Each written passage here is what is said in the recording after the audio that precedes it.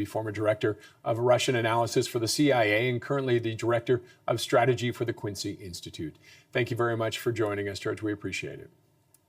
Thank you. You signed that letter. What is your rationale for it? Well, my rationale is that the United States and the rest of NATO have put themselves in a very inconsistent position.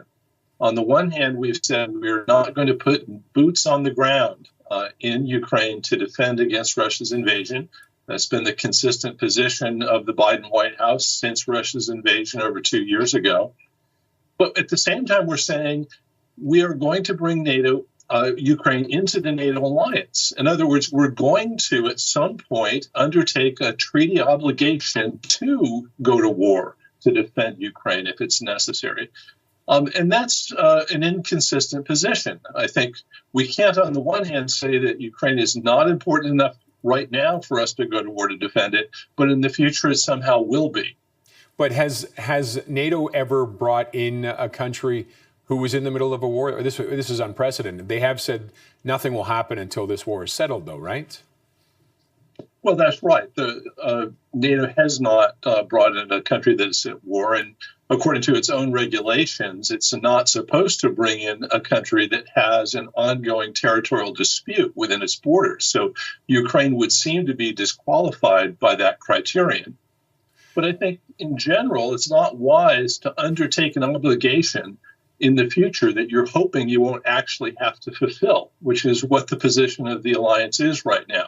Yes, we want Ukraine in NATO. No, we don't want to go to war to defend it in the future. And we're crossing our fingers, hoping we won't have to come to that decision.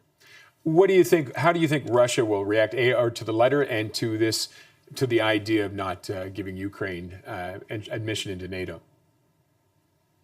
Well, I'm not sure the Russians care a lot about what a group of American experts is urging on this. What they're looking at is what NATO and American policy really is in practice.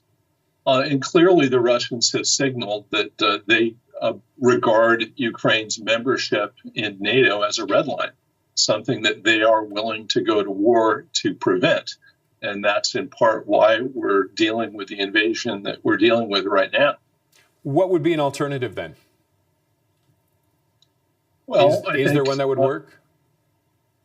Well, when it comes to protecting Ukraine, I think we're going to have to, at some point, reach some sort of compromise settlement that protects Ukrainian independence and sovereignty on the one hand, but also satisfies Russia's security concerns about a NATO military presence in Ukraine. Now, is that possible to do? I think in theory it is. Actually pulling that off in actual diplomacy is going to be a challenge. But that's the direction I think we're going to have to go. Okay. George, thank you very much for your time and your insight and analysis, as always.